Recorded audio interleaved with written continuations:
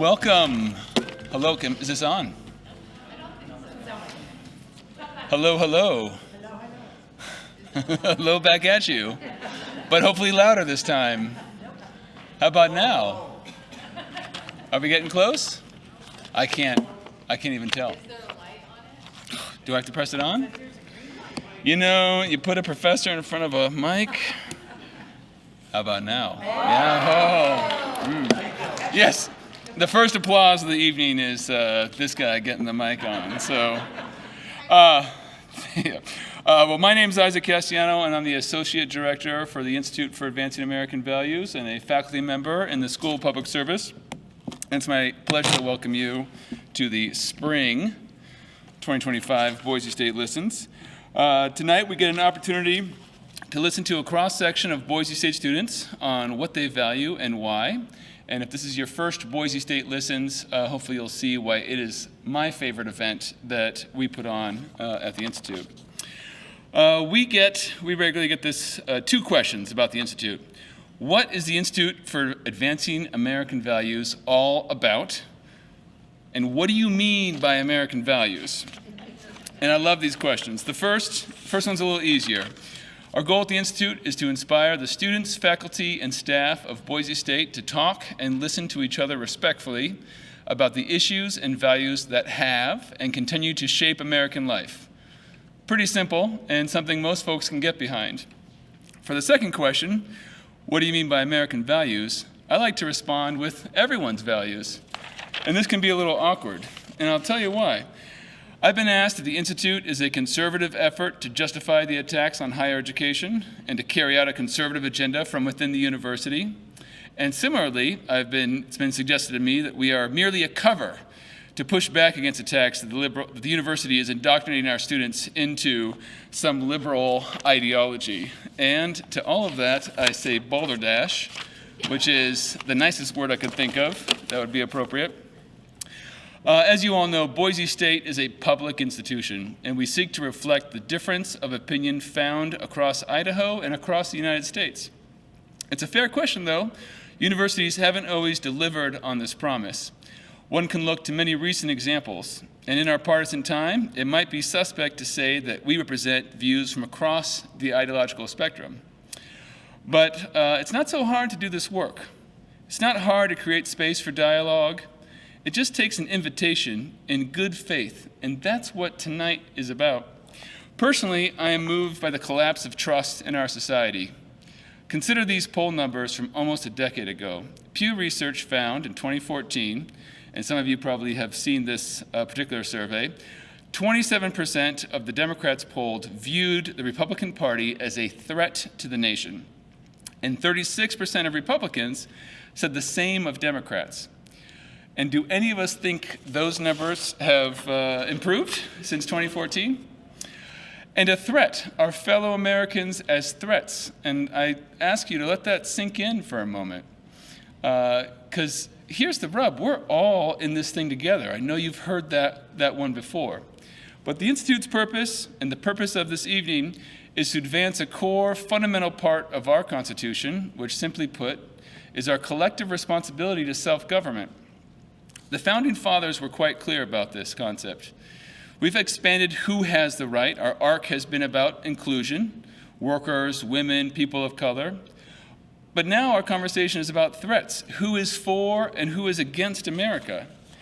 And to this, I say America does not belong to the Republicans, it does not belong to the Democrats, it does not belong to red states or blue states or to some combination of 270 electoral votes. It does not belong to a single side of any divide in our politics, be it pro-life, pro-choice, those who want to aid Ukraine and those who want to pull back our international aid.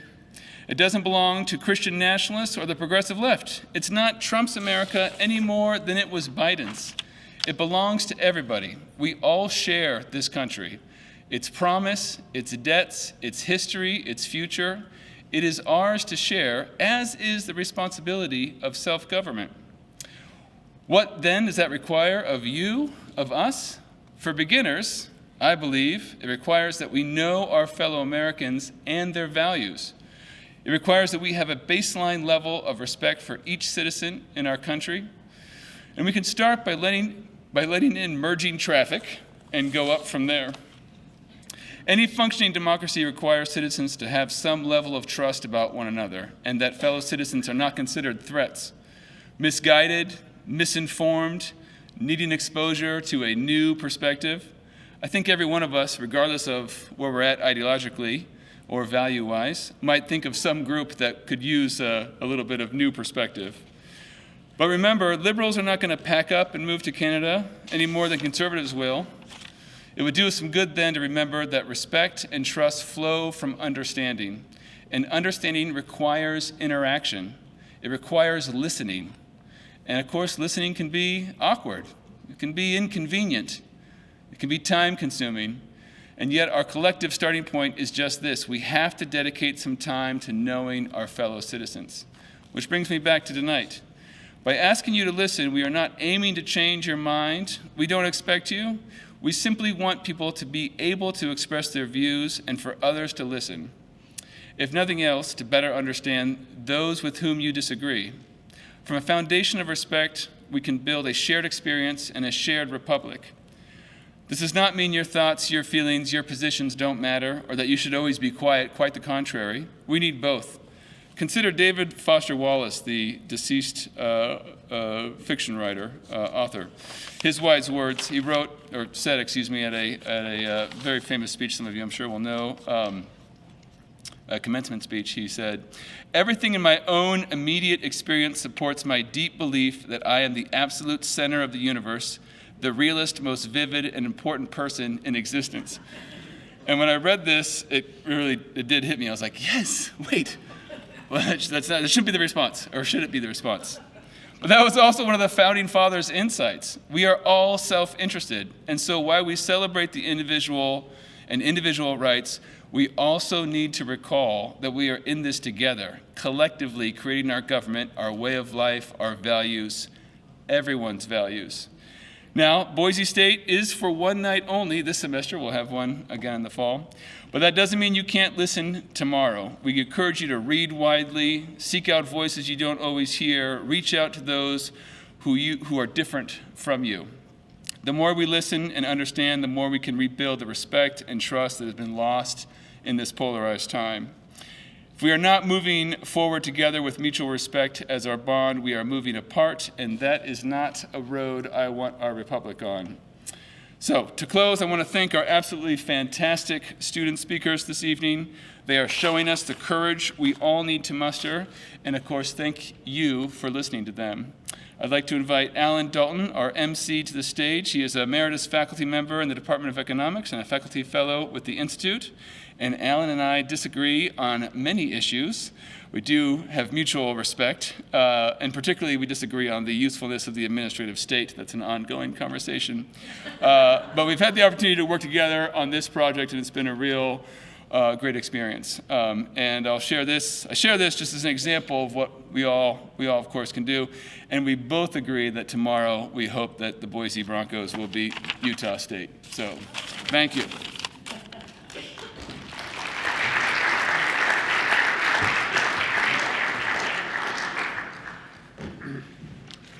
If Isaac Castellano and myself can work on a project, any two people can work on anything. As you leave tonight, there's some information about a couple events being held next week under the Institute's banner. Please pick up one of those flyers. Welcome to Boise State Listens. Isaac forgot to tell you, right now, make sure you turn off your cell phones. Please, okay? Mine now, I hear when it rings, even when it doesn't audibly ring so you can hear it, I hear it on my hearing aid. So that bothers me, so I actually turn off my phone now, I don't just silence it. So please do that. First, some thank yous. University TV is here tonight recording this program, and we wish to thank them. Please help me thank them.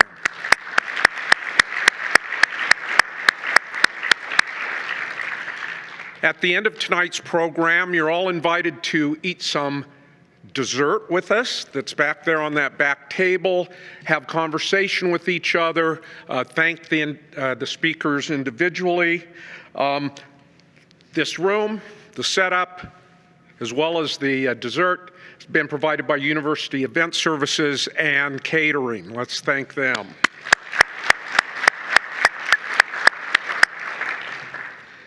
Our speakers, who will be telling their own stories in their own words, were helped in telling those stories by Nancy Buffington. Nancy, wave, stand up. Everybody give her a round of applause.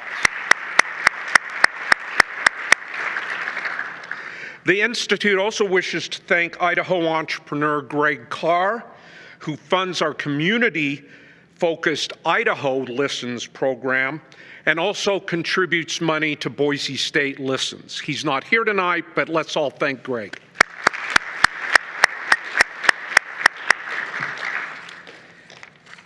At the end of all of the speakers, there will also be QR codes on the table outside as well as on the risers at the back. That's for the students to note that they've attended if they're getting extra credit. And it's for everyone to offer their feedback to tonight's program. Our student speakers are from diverse geographic and socioeconomic backgrounds, majors, and political opinions. Each will speak for about 5 to 7 minutes in response to the question, what do you value and why? And we've asked them that if they want to be brave, to tell us how those values inform your socioeconomic or political views. This evening's program is meant to help us practice reverent listening, to practice listening without thinking about or worrying about responding. At the conclusion of all speakers, and only then, will we thank all of the speakers for speaking by applauding. Before that, your job and my job is to basically not applaud, not react to what you hear. Now, that doesn't mean a spontaneous chuckle or a tear or a smile is forbidden as you listen to tonight's speeches, but please refrain from overt displays and clapping. Except for Southern Baptists, we don't clap in church generally. And that's what we want. We want silence and respect as we listen. We want you to be curious, genuinely curious about what you're hearing, and be gracious and charitable as you listen. That sounds easy, but we've discovered previously at these events that this is in fact sometimes very difficult for the audience to hold their applause. So it might help if we get out our hands right now and applaud right now, and then not applaud until the very end of the program. So let's all give a round of applause for these brave students who are offering their stories tonight.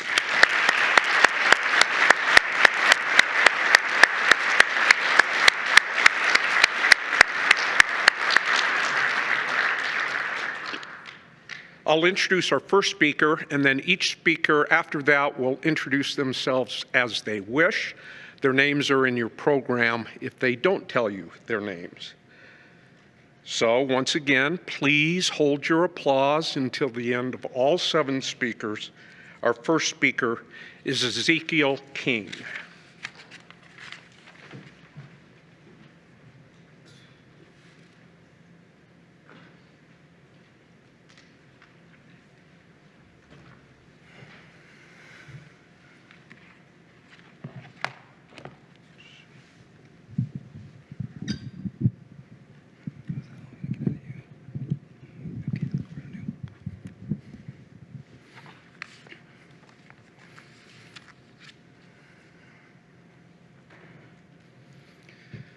Even in South Carolina, it gets cold. Some years ago, on a Friday night in January, a group of Marines did what Marines do to stay warm. They went out drinking. This was a special occasion. One of their own was getting his freedom back to the civilian world. As the night came to an end, those who were less inebriated wrangled up those who were a little too far gone to get home. Sergeant Mikey and Corporal King took responsible for a very drunk and highly irritable Corporal Jones. Upon getting Corporal Jones home, he made a beeline for his liquor cabinet, grabbed a bottle, and went for the door, where he found his way blocked by Corporal King. In the state of his drunkenness, Corporal King threw the bottle at Corporal King and went for his room. Moments later, he emerged with a pistol. Walking down the hallway, he raised his gun at Corporal King and pulled the trigger.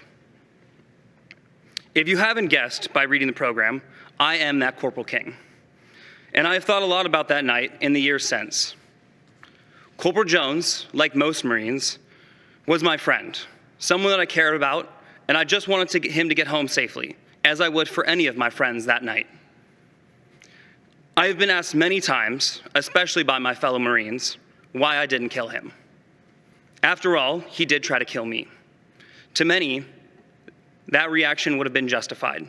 But to me, that was not even an option. There is a Greek word, philia, which is what we would define as brotherly love. It is a love based on choice. It is the love that comes from understanding, sacrifice, and shared experience. There is no self-interest. We all have our own circles in life, the people we care about, the people we trust, the people who have our backs. And the people in my circle, in my chosen family, are those I would stand by no matter what. A saying you might be more familiar with is that blood is thicker than water, which is actually a bastardized version of the original, which is that the blood of the covenant is thicker than the water of the womb. This original version suggests that the bonds that we choose are often stronger than those dictated by mere biological ties. Corporal Jones was a part of my covenant, my chosen family. And that is something that every Marine understands, that no man gets left behind.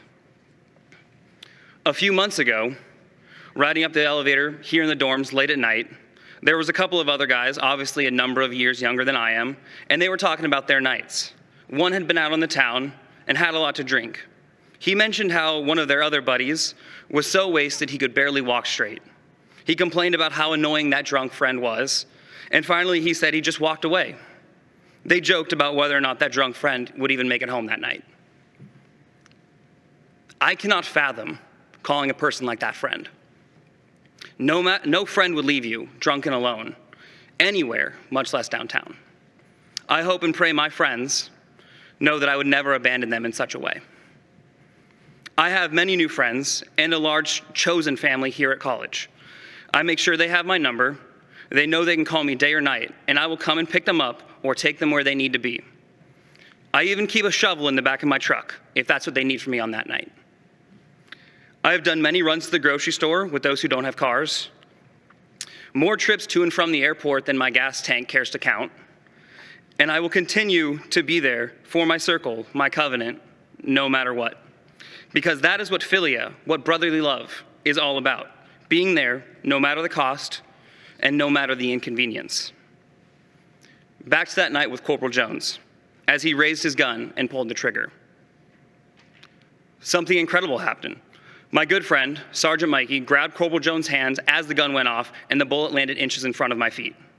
Mikey took the gun out of Jones' hands, and at the same time, Jones collapsed on the ground in tears, sobbing about how that bullet was not meant for me. After putting Jones to bed, we found the bullet casing in the hallway, to which Corporal Jones had carved his own initials. Both Mikey and I stayed the rest of that night, taking turns sleeping to make sure that Corporal Jones stayed asleep. I wish I could tell you that Corporal Jones and I were still friends, but there are some things that even the strongest of bonds cannot recover from. I care deeply for those around me. I love my friends, and I tell them so often. I am selective about those who come into my circle. The love that I have is built on knowing their character, on respect, and on trust. Trust, you could say, took the bullet that night. I can tell you that he is doing well, living happily with a wife and a son. Sergeant Mikey is a close friend to this day, although now he is known as Chief Warrant Officer 1 Mikey, flourishing in his military career and continuing to watch over those around him.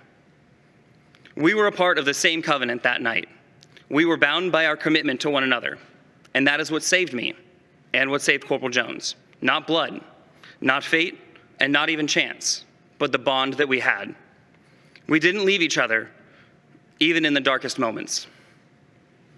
That is the core of love. It is a choice. It is a commitment. It is a promise to have someone's back with no self-interest driving you. And it is something that I carry with me every day, no matter where life takes me. I will continue to stand by those in my circle, from the Marine Corps to school and in life.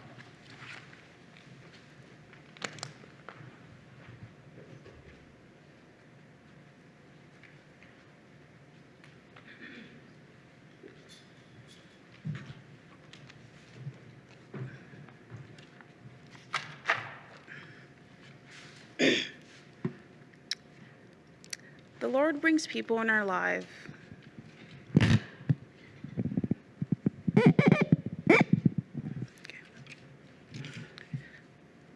The Lord brings people into our lives in ways we don't always expect. Sometimes it's through a mentor who changes the course of our future. Other times it's a stranger at a fruit stand who reminds us the beauty of simple moments. And every so often, it's through an experience that pushes us beyond what we think we're capable of, showing us just how much we need the people around us. The Basque Country this past summer was one of those experiences for me. It started with a hike, one I thought I couldn't handle on June 26th. Castellano is a breathtaking church in the Basque Country that stood awaiting for us at the top of what seemed like an endless path of some stone steps. The way down to the steps was easy, almost deceivingly so. It was just about a mile straight downhill to get down to sea level. But as we stood at the bottom, gazing up at the 250 steps that stood awaiting for us to get to the top of the church, it seemed manageable. That's when reality hit. After we came back down those steps an hour later, we realized we had to hike all the way back up where we just came from. I remember thinking, there's no way I'm making it back up. My legs ached, the sun felt hotter than it had been all day, and as the rest of the group powered ahead, I was left struggling behind. But I wasn't alone. Dr. John Beater, my professor from my honors Basque study colloquium class, stayed with me. He walked beside me every step of the way. He didn't rush me and didn't make me feel like I was holding him back. Instead, we laughed, we talked, and we took shortcuts when we could. He made the struggle feel less like a burden and more of a shared experience. And when we finally reached the top, exhausted but victorious, we took a picture. A reminder that I hadn't done it alone on a day I will never forget. That moment brought the Bible verse Galatians 5:13 to life for me.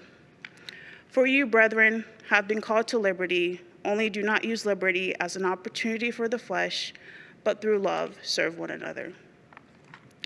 Dr. Beater didn't have to stay with me, but he chose to, using his time and energy to support me rather than moving ahead alone. His kindness reminded me that freedom isn't just about personal success. It's about walking alongside others.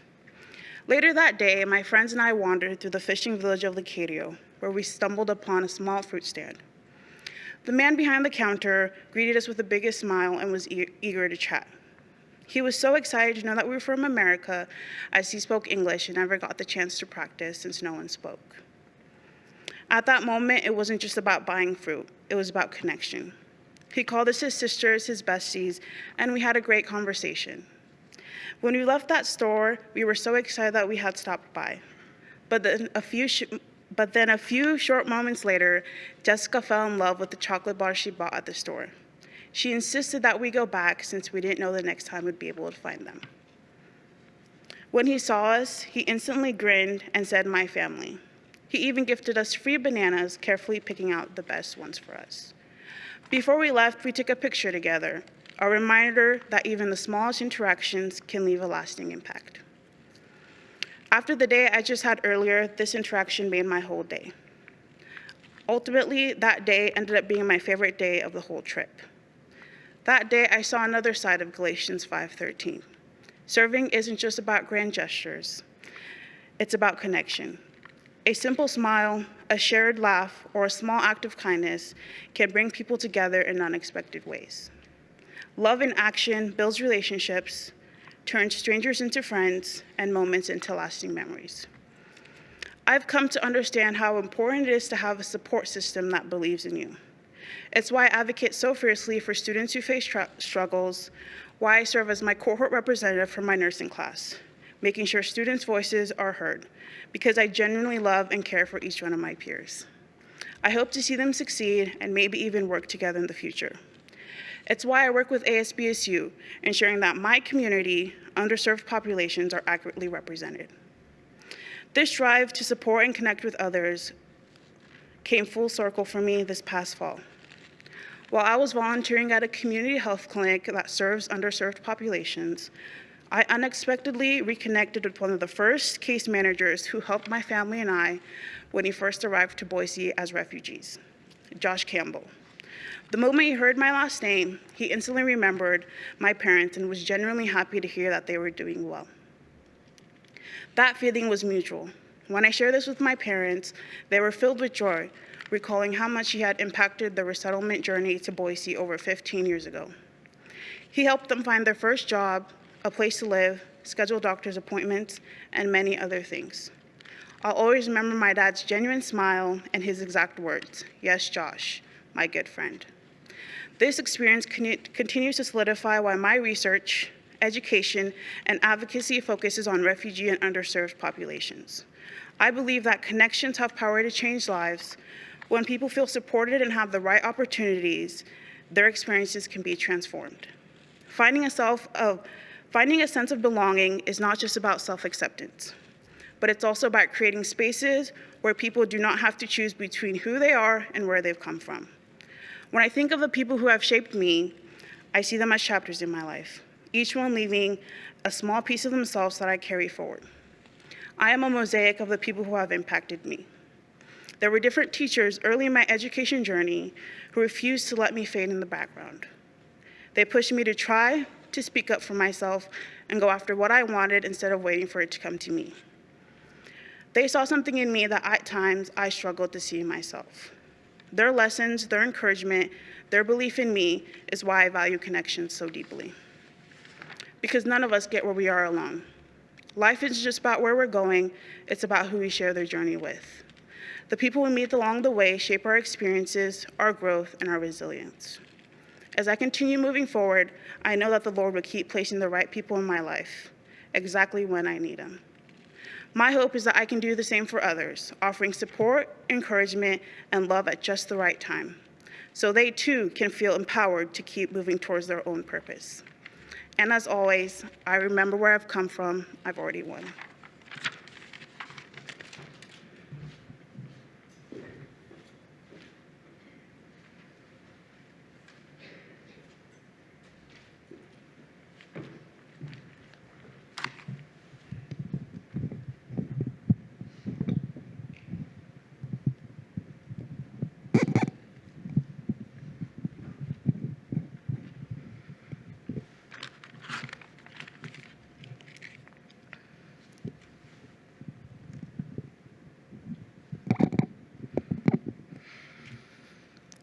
It was late August 2021.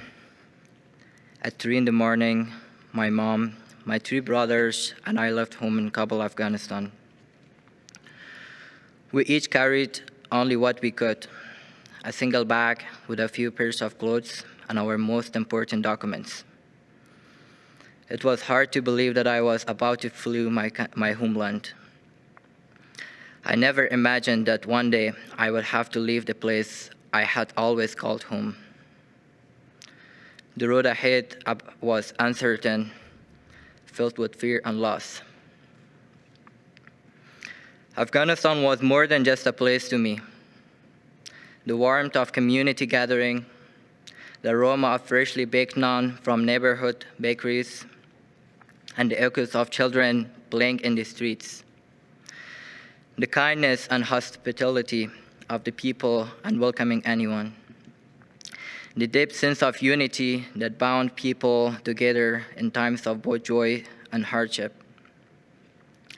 The rich culture filled with poetry, music, and traditions passed down for generations was the heart of our identity.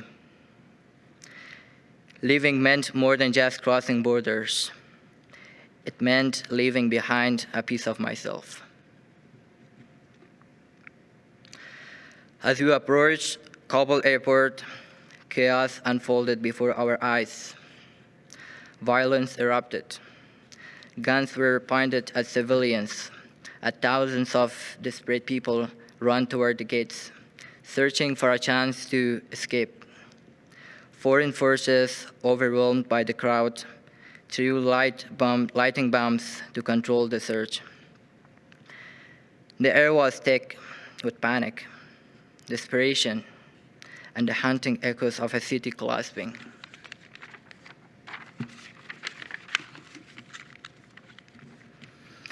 It took us a day to enter Kabul airport and another to board. We flew to Qatar, stayed 10 days, then spent 2 days in Bahrain. After arriving in DC, we flew to Texas and in New Mexico military camp for processing. It was very crowded with limited facilities for personal uses. But after 45 days, on a cold October night, we finally reached Boise. In Boise, strangers welcomed us with food, shelter, and kindness. Teachers helped with language, new friends make me feel at home, and the community offers support. I had expected a big city, but found a quiet place surrounded by mountains, in a place so far from where my journey began. I discovered that even after loss, there is hope, and that's humanity, kindness, know no borders. As a refugee, I witnessed injustice firsthand. Families torn apart, voices silent, dreams deferred. But I refuse to accept suffering as the end of my story. Justice, I learned, is about action, using my voice to amplify others, standing up even when you see it's difficult, and working toward a world where no one has to flee their home. My environmental science teacher gave me articles to improve my reading, but they did more. They showed how environmental issues harm marginalized communities most. Seeing these inequalities connected environmental justice to human rights, leading me to advocacy. In July 2022, I joined the Idaho Sierra Club with the goal of thinking globally and acting locally. I wasn't just fighting for the environment. I was fighting for the people most affected by environmental injustice. I wanted to take what I had learned about global environmental crisis and apply it to its local issue, ensuring that my own community had access to clean air, safe water, and a healthy future. My activism showed me that protecting the planet meant protecting its people. What began as a way to learn English became a passion for advocacy, driving me to fight for a cleaner, fairer world. At Boise State University, I studied global studies with an environmental emphasis, a minor in humanities and cultural studies, and certificates in leadership and human rights. I wanted to be a part of the movement that equips people with the knowledge to stand up for their communities and challenge oppression. My commitment to advocacy led me to organize the Pace for Peace 5K last October at N. Morrison Park, where over 250 people gathered on a bright, sunny day. What began as a simple conversation with my Congolese friend Samuel Bisuka became a powerful community event. Each team member contributed their skills to bring it to life. People ran, jogged, or walked the course, while others played soccer and volleyball. Live music filled the air. Seeing it all come together was one of the most powerful moments of my journey.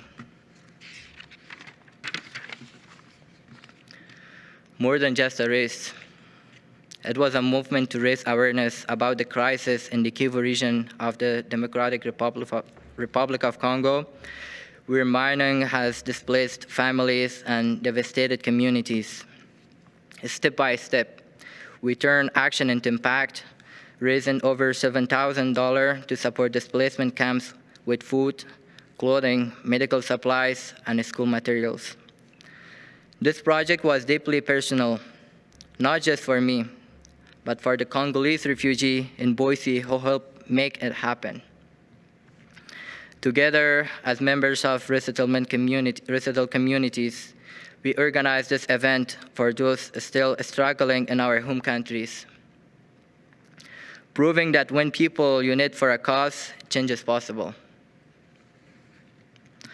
Through Upstander Nation, I found a community to action, partnering with the Wasman Center for Human Rights and the Marlin Schuller Human Rights Initiative. We make belonging, dignity, and equity everyday reality. One example is our Voice for Peace event, where we brought together local activists and leaders to discuss human rights and share stories of resilience. We aim to ensure no one feels like an outsider and equality is a lived experience for all. Being a student advocate is both empowering and challenging. College has given me access to passionate peers, supportive faculty, and opportunities to lead and create change. Yet balancing advocacy with academics and limited funding has been difficult. Still, the support of mentors and peers remind me that change begins with those who take the first step.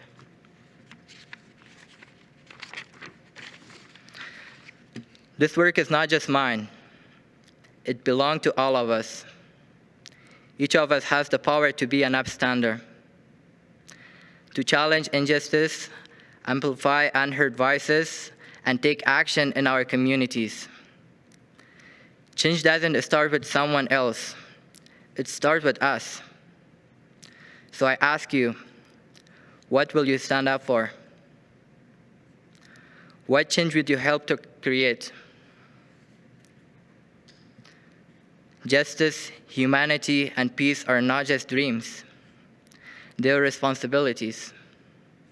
Together, we can make them a reality. Thank you.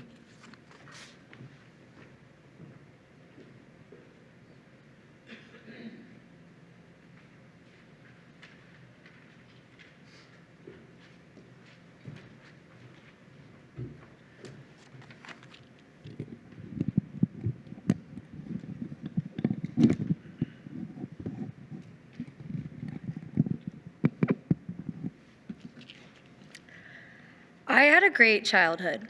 I grew up in San Diego, California. My life full of beach days, crafts with mom, etc. I was a good student, had good friends, and your typical nuclear family. It was like a storybook. When I was in 6th grade, my family decided to take a trip to Disneyland. I am the oldest child, so I was excited to see my younger siblings experience it. We were having a fun day and were getting in line for the Pirates of the Caribbean ride, but I felt something was off. Then, all of a sudden, my mom pulled me aside and said to me the bone-chilling words I will never forget. She said, "Bella, I am going to die today." Disneyland was no longer the happiest place on earth. I started to panic and cry, which freaked my little siblings out, and my dad was visibly rattled as well. All of a sudden, right in the little cutout for the strollers for when the parade passed, it felt as if the world was collapsing, as if a storybook was closing in and caving in everything around it. My dad calmed us all down, and we continued the day as normal. But I was still on edge and haunted by what my mom had said. What did she mean? I woke up the next morning, my mom was gone. My dad told us she would be at the hospital for a couple days. About a week later, she returned home and everything seemed fine. Life went back to normal, and we never talked about what happened. Fast forward to my junior year of high school. Once again, I was living a very stereotypical life. I had a lot of great friends, good grades, and I was that cheerleader who went to homecoming with the quarterback. Then, my mom started acting off again, saying things that didn't make sense, staying up all night, completely reorganizing our house all the time. It was not normal. I started to get this pit in my stomach. I didn't understand it, but I knew that my perfect little life was collapsing again. Things went from bad to worse, involving interactions with the police, wrongful restraining orders, and my siblings and I even having to live with my cousins for a little bit. And, of course, this was all during the height of AP testing and prom. I didn't tell anyone at school because I didn't want to accept the fact that my life wasn't perfect, that it was a big, hot, flaming mess. At the end of all that chaos and mania, my mom got diagnosed with type 1 bipolar disorder, the most intense one in her 40s. Why it appeared so late, to this day, the doctors don't know. For those not familiar with bipolar disorder, the part of your brain that assesses risk is almost completely blocked, leading to wild manic episodes. Another part of this is extreme mood shifts, AKA the highs are really high, but the lows are really low. To put it in simpler terms, there is a radical personality shift, and it feels like you're dealing with a completely different person. This explains the Disneyland incident. With this diagnosis, it actually prompted in me a sense of acceptance and forgiveness of my mom, as I now understood she wasn't creating all this chaos because she wanted to. There was a much bigger factor contributing to all of this, a mental illness. Sadly, unbeknownst to us, my mom had not accepted the label of mental illness yet. Fast forward 4 years later, this past summer, while on a family trip to visit my cousins in Minnesota, my mom had another manic episode. She had intentionally gone off her medication. This episode went from 0 to 100 quicker than ever before, involving an arrest with nights in jail, a restraining order, 911 doxing calls to our house, my mom in and out of 4 ERs on a psych hold, and 2 mental hospital extended stays. She even attacked me in a manic state, which was traumatic. This summer, it felt like 1 step forward, 3 steps back, as my mom would be in the hospital getting the care she needed and then be released prematurely because she could talk her way out of it, etc. This whole situation was excruciating for me. I am a person who likes to be in control. But I am a Christian, and this helps me accept that I cannot control everything. I can focus on what I can control and trust that God will take care of the rest. This is what really got me through this summer. Let's be real though, that did not change the fact that this was and still is super tough to do. One day, I felt so defeated and started to have a panic attack, walls feeling like they were closing in, hyperventilating, all the things. So, I called my Aunt Jessie and asked her for advice. I remember sitting in my dark room on the phone with her, on the end of my bed, in the spot where the sunlight was just peeking through, hoping the warmth of the sun might give me a glimmer of hope. She was trying to calm me down, saying, I know it might be hard to trust that God is going to get you out of this storm, but He will. I do not know when or how, but He will. She then said something that rocked my world. She warned me about the danger of the victim mentality and said, you know what, Bella? Trials and crises can either negatively define your whole life or positively shape you for the better. Which one is it going to be? I took a deep breath, and with tears streaming down and the sunlight beating on my face, I had a new goal. From this conversation bloomed a whole new wave of acceptance. First of all, I actually believed now that God would get me and my family through this. I stopped focusing on the tornado of chaos that was around me and instead focused on what I could do to change my situation. This involved accepting what I could not control, prioritizing my faith, and leaning into my community. I was open and vulnerable about what was going on in my life, but made sure people knew that wasn't the only thing going on in my life. I wasn't gonna let this dumpster fire knock me down. No. I was gonna stand up and hit back. That did not change the fact that the situation was still absolutely brutal and sucked. This acceptance mindset didn't immediately solve all my problems or make my life perfect, but it sure as hell helped me through that crazy summer. Don't get me wrong, these times were hard. I had to take the days hour by hour, but hard times make strong people. I also found that accepting something is real actually gives it less power. This crisis carried on for 5 months. Right before this past Thanksgiving break, I found out the mania had naturally subsided and my mom was back to normal. This was great news, and I knew this was God at work in my life. I went home to San Diego and met my mom out for lunch. I was nervous. I had not talked to her in 5 months. We met and were eating outside on the terrace when she looked at me and said, "I am bipolar. I am sorry for what happened. I want to pick up the pieces and mend our relationship." It felt as if the giant boulder I had been carrying on my back could finally be set down. Also, I kid you not, it was overcast and then the sky cleared, birds started chirping, and the sun came out. Trying to hold in my tears as we were in public, I told her that her acceptance of her mental illness was the most important thing she could have said. It was funny. The people around us were probably just out to a normal lunch. They had no idea that this was a monumental moment in my life and an answer to countless prayers. I mean, if you told me this past summer that my mom would be at Thanksgiving, I would have rolled my eyes and said, "Yeah, right." But here I was, finally getting off this gnarly, intense roller coaster from hell that I had been on for the past 5 months.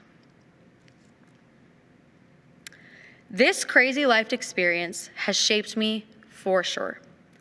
It does not and will not define my life, as yes, I am a girl with a bipolar mother, but I am also the girl with great friends, amazing grades, is smart, fun, and creative, a child of God, a future history teacher, and a girl who is a very kind, creative, and loving mother.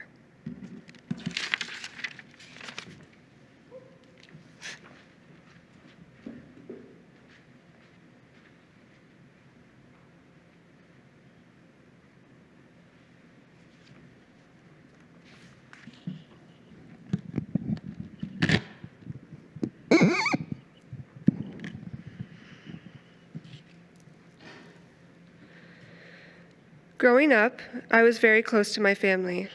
I was the middle child between 2 brothers, and I didn't realize at the time how important they would all be to me now. I felt specifically close to my baby brother. We grew up in Idaho and have moved around to many different homes. Our parents divorced when we were very young. I was 5 and he was 3. Our childhood felt very much like the weight of carrying backpacks crammed with clothes and toys between our parents' houses. Without fail, every week, my brother and I would go together between homes. This grew the bond between my brother and I. When we were at my dad's and my mom wasn't around, I often stepped up. I even earned the name Mini Mama for how I cared for my younger brother. As we grew up, I started to notice the differences between how my brother and I were perceived. As a kid, likely to my brother's annoyment, I thought we would do everything together. But I realized into our teenage years that we would have different perceptions projected onto us as we aged. We had the same parents, and we grew up in the same neighborhoods, but early on, our experiences began to differ. I had a conversation with my dad the other day, and he remembers a time when we were waiting for the bus, and he let my younger brother, maybe 8 or 9 years old at this point, run around the park by the bus stop. He remembered a man walking with intention towards my younger brother, with a disgruntled look on his face. My dad, being protective, stepped in and grabbed his son's hand. The man seemed confused as my dad explained they were related, and he walked away. In the conversation, my dad also mentioned not knowing what the man wanted, even to this day. He didn't want to assume the worst in another person, but we all questioned why this man was so upset with the child. I also remember walking with my dad and getting confused glances from strangers. As a kid, I wasn't sure why, but as I grew, I realized it was because of our appearances. My dad is white, but I am not. Growing up, my family didn't talk about race, and I had the privilege not to. Not because I don't want to feel connection to my ancestry, that is a struggle within itself, but because I fortunately didn't experience any difficulty with it as a kid. It was only until people started calling me racially ambiguous or inquiring as to what my racial identity was that I started to ask about my ancestry on my mom's side. I know where my father's parents and their parents come from, but the information about my mom's family wasn't as easily accessible. My mom's dad also passed away from cancer in 2023, so I unfortunately will not have the chance to hear about his life. I was always told I look so much like my mom, a fact that I'm proud of, but people often don't assume that I'm Black like her dad, understandably. Whenever I was with my dad, who is white, it was a different story. Most people still assumed he was my father, but there was always a question of our familial relation. Despite having the same mother and father growing up, my brother and I had very different experiences. Both of my brothers are taller. They also have curlier hair, but my younger brother, his skin is a few shades darker than mine. Even these slight differences have led to drastic interactions. I remember once we lived at the end of a cul-de-sac, and my mother went outside because one of the neighborhood kids had called my baby brother the N-word. Another time, my brother came home from the mall and shared how he was being followed by mall security when his other friends weren't. At the time, I'm sure we laughed about it, but there was always the creeping thought, as an overprotective big sister, in the back of my mind, what if something happens to him? My urge as the admittedly bossy sister is to understand his experience, but I can't. That is the urge we all feel, to understand. But there are many things about others that we cannot understand, so we just have to recognize our role. I had to recognize, and I'm still learning to, that my anxiety should not get in the way of my little brother living his life. Yet, I also have to recognize that he and I, despite our similarities, live different realities. I have always felt torn between identities, not feeling the same as my white friends or my Black friends, but my brother, from the moment he was confronted in public parks to the moment he glanced over his shoulder in the mall, was sure of his race. Growing up, a privilege I had was being the big sister. I got to ride in the front seat, at least until my little brother grew to be 6'4", and it wasn't fair to make him ride with his legs scrunched in the back. I got to pick the shows or movies we'd watch and stay up a little bit later with my dad. I got to see him grow up. As the big sister, it is hard to know what to do in the moments that I am not with him. How could someone who I was so close to, so similar to, have such different experiences? It was terrifying that he felt the need to run from the corner store because of harsh looks from other customers. That wasn't my experience, but it was his. What's even harder to recognize is that I can't do anything. I want him to become a young man and have the experiences in high school and beyond that we all have. Fortunately, these examples all ended well, but they are still a large source of fear for my family. This is why I value recognition. I value understanding our differences and acting accordingly to them, as well as understanding my own role. Not only is it necessary to reflect on our past, personal or general, but how previous events still impact people today. The fact alone that I have to worry about my brothers is difficult enough, to worry about my baby brother, who I used to drive make-believe spaceships with on the top bunk of my bunk bed, driving a real car and getting pulled over, means that our current systems are still stained with the residues from our past. I grappled with feeling motivated to do this speech. It came with the realization that I'm not speaking for myself. I'm sharing for my brother, my family, and anybody like me or them who bears the additional weight of caring for someone and feeling concerned for their well-being. I'm doing it for the people who deserve places where they can thrive and where their identities can be fully seen, appreciated, and so their experiences can be recognized.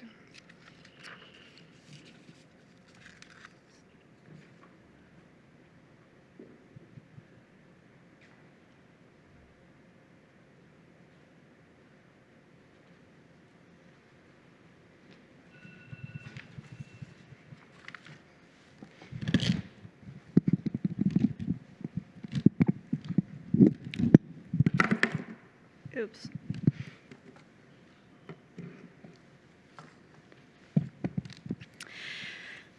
In my sophomore year of high school, life hit me pretty hard.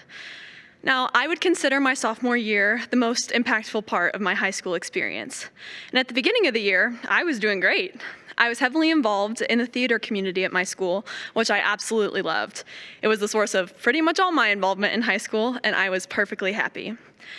However, things started to go downhill fast at the start of second semester.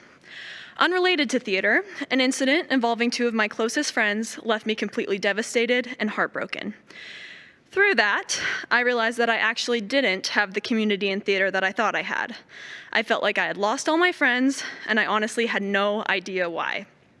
And when you don't have friends in the one place that you spend the majority of your time, you can feel really lonely, and I certainly did. It got to the point where I felt like no one really cared about me. And between those two instances, I felt alone, I felt unloved, and I felt forgotten. As a result, I became incredibly insecure, and I had this little voice in my head telling me that I wasn't good enough. I was asking, why am I losing all my friends? Well, it's because you suck and no one likes you. Oh, okay, well, why am I getting burnt out of theater? Well, it's because you're a bad actor and you have no real talent.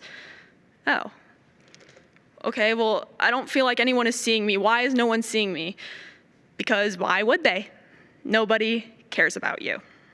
Over and over again, every single day, this voice belittled me in countless ways, and for a long time, I believed it. Those insecurities led me to hate everything about theater, and soon my favorite thing to do became my greatest adversary.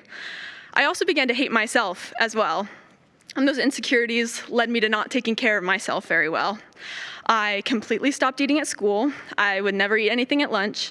I would either go home to eat lunch if I could, or just sit and wait until the end of the day when I could go home and eat something. In fact, I pretty much stopped eating in front of everybody who wasn't my family, unless I really had to, and I never ate very much anyways.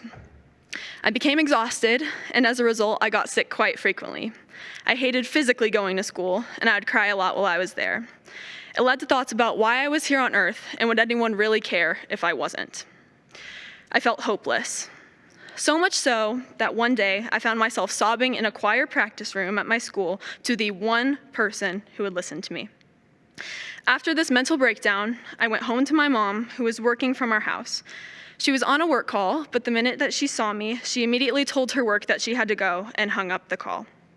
Before this day, my mom hadn't known the extent of what was going on, and in one moment, I poured out everything that had been happening, and she hugged me and comforted me in all the ways that I needed.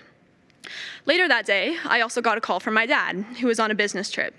He told me that everything was going to be okay and to keep my head held high. And when my younger brother came home, he also saw my sadness, and the first thing he said to me was, "Who do I need to beat up?" At that moment, I genuinely laughed for the first time in what felt like forever, and it felt really, really good. I returned to school at the end of the day and explained everything that had happened earlier to my theater teacher, whom I sought out for support. I also asked him if I could skip after-school rehearsal for the day due to everything that had happened. Now, I thought I was going to get the response of, "Oh yeah, absolutely, please take care of yourself and come back fresh tomorrow." Instead, the answer I got was, "Do you really need to?" And I was shocked at this response. I'd been a part of this company for multiple years, and I thought that the teacher would know that I wouldn't have asked to leave unless I really thought that I needed to. However, after a couple minutes of persuasion, he did end up letting me go. And this misery continued for the rest of my sophomore year of high school. Now I feel incredibly blessed because it would have been so much worse if it weren't for my family, my parents and my brother, and my extended family as well. I also don't want to exclude the few close friends that I had that felt like family and were a source of support during this time. They pointed me towards relying on God in hard times, something that I had never done before, and I began to make positive changes in my life. God met me right where I was at, as he would for anyone who lets him, and began to pick up the broken pieces of my life and heal me in all the ways that I needed. And suddenly this little voice got quieter and quieter until it was silent. Not only did God redeem me and my health, he redeemed many friendships that I had and blessed me with incredible new ones. He redeemed my love for theater as well, something that I thought was gone forever. Now, like I said, I feel very blessed to have what I did. But unfortunately, many kids do not have what I had. A lot of kids struggle with mental health issues and negative self-images. Many kids feel alone, unloved, and forgotten with no support to help them. Schools are not the source of support for students that they should be, and as an elementary education major and future teacher, I hope to be that support that my students feel safe around. Many kids also don't have parents that would stop their work in the middle of the day to be there for them, and a lot of them don't even have one good friend to lift them up. The mental health crisis among kids and teens in America has become a major issue as a result of social isolation and comparison to others. The rise in social media is a main contributor to these feelings on comparison, and it sets unrealistic standards in a multitude of different ways. Unfortunately, throughout these challenges, not all stories will have that happy ending. It can lead to major problems such as eating disorders, or in some cases, suicide. These kids feel, like I said, unloved, forgotten, and alone when they don't have supportive role models to look up to, when they don't have anyone to love them, care for them, pray for them, and tell them that they are loved more than they can possibly know, and they begin to believe that voice that's inside their head, that voice that tells them that they aren't good enough. I remember a time, a couple months after everything had happened, a friend of mine came up to me and she asked, "Hey, a couple months ago you seemed really sad every day for a while. Were you?" And I was like, funny you should bring that up because yeah, I was. And something that just kind of stuck with me was, well, if you thought I was struggling, why didn't you say anything to me about it? And why is it that we often hold back from reaching out when we think someone is struggling? A lot of times, people just don't know what to do. But the beautiful thing about support is that it doesn't have to be this grandiose gesture or giant leap. All it takes is being there to help them silence that voice inside their head that tells them that they aren't good enough. And a lot of times, the support that matters most is being there to hold someone's hand and say, "I see you, I'm here for you, and I love you." And in this, we can create a world that better supports kids and nurtures our lives as well. Thank you.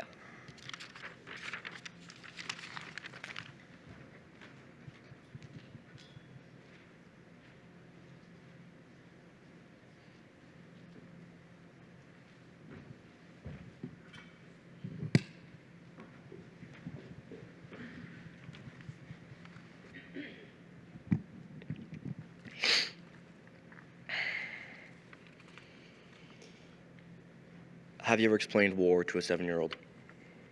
I've tried, and you can't. Their young minds don't know prejudice. They don't know how to hate others simply because they don't look like us or they weren't born where we were born. Before writing anything, I was asked to define myself around one central value, and the value I chose was global citizenship. But no textbook definition could truly relate to me, so I made my own.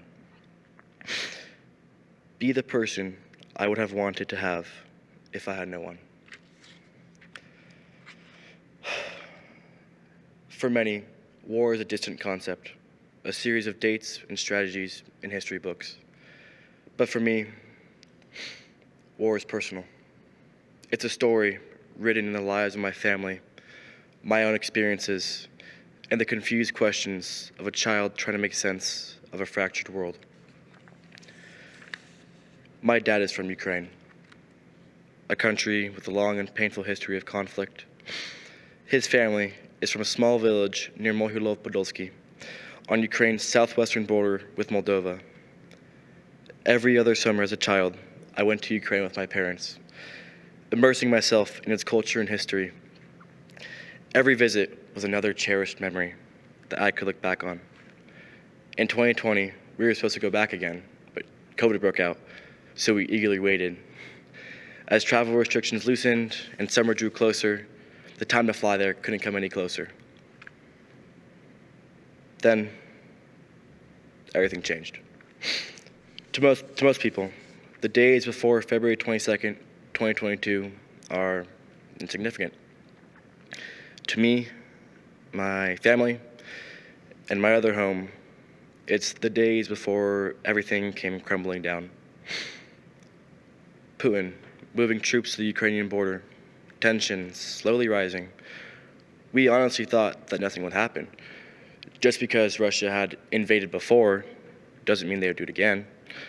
We had reached an era of global peace and life was good, right? How ignorant we were. Peace is a horizon, close enough to be in sight, but too far to experience. I want to take you to one of the worst days of my life, February 22nd, 2022. At 6:30 in the evening, my parents and I were in a Costco parking lot off New Hope and MacArthur in Fountain Valley, California. While other people were buying their eggs and milk, my parents and I watched our family crumble. I forget which news network we saw it on, but that doesn't matter. It had been everywhere. Putin just declared a special military operation, which in turn meant an unlawful invasion of Ukraine. At that moment, an overwhelming fear replaced every feeling in my body. My dad frantically calling his sister. No answer. We were powerless. The only things that came to my mind were, will my Ukrainian family be killed? Will Ukraine even exist after this? At the same time across the world, it was 4:30 a.m. My aunt Ira woke up to air raid sirens and her phone ringing nonstop. Over 30 missed phone calls from my dad. Within a matter of hours, missiles fell, innocent people cruelly murdered, and my aunt Ira's family was forced into a frantic scramble for safety. Ira drove 28 hours straight to the Polish border to reunite with her husband, Sasha. 3 days after the war started, martial law was put in place, preventing any male aged 18 to 50 from leaving Ukraine. 6 days after the war started, Ira and her two boys, Dimir and Adrian, moved in with us in California. Dimir, my cousin, was only 7, barely old enough to comprehend his new reality, where every moment was laced with fear and confusion. The only thing he could be guaranteed was to never see the life he knew ever again. Transplanting Dimir into our household was no easy task. It was rough at first. Everything was a battle.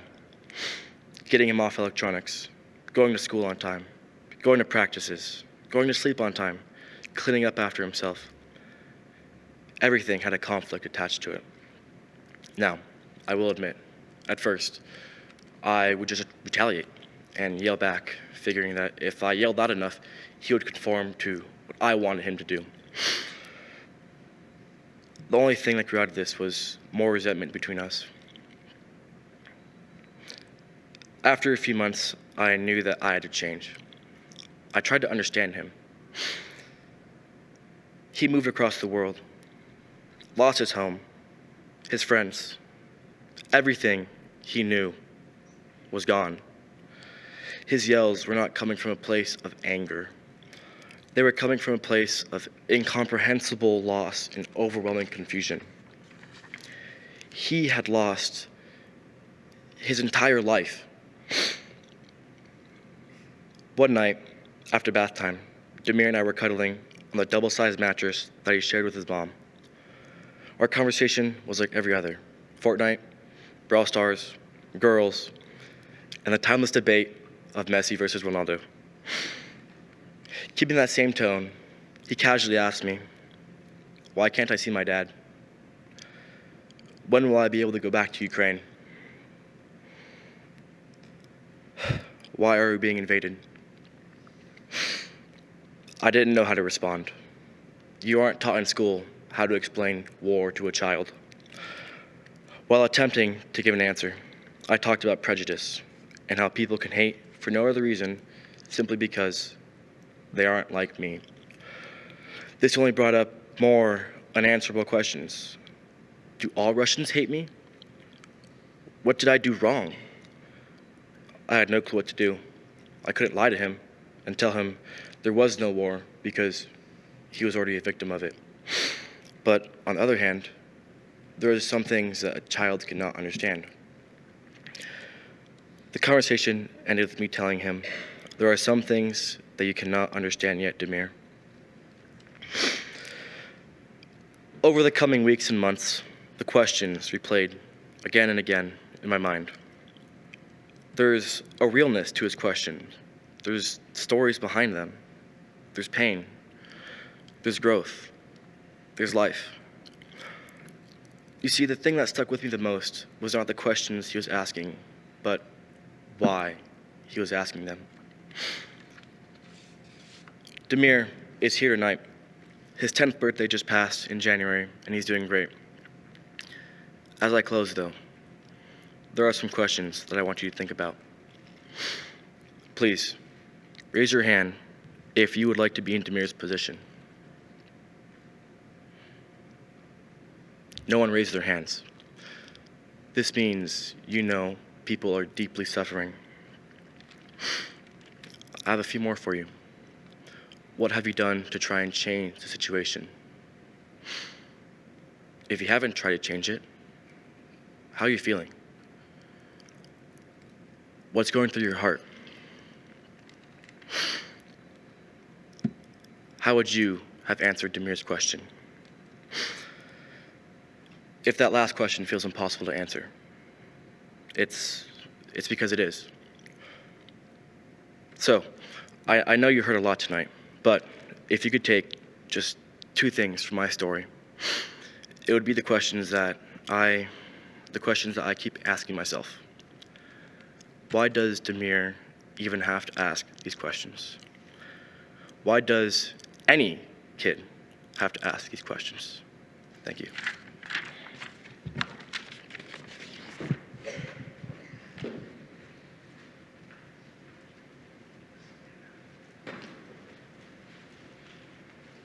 Weren't these stories amazing?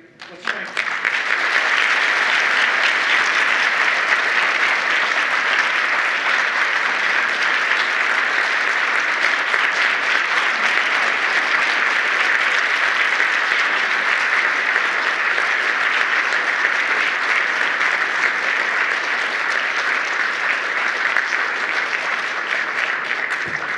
Thank you for attending. The QR codes, doesn't look like they're on. Oh, they're being placed on the risers right now. On the risers, Trish, as well, right in here. And then out front, yeah. Okay. And then we've got some dessert, something to drink, which I hope besides just water and tea. And stay, talk about what you've heard with your friends, those who will be your friends after you talk to them. To our speakers, again, thank you for attending.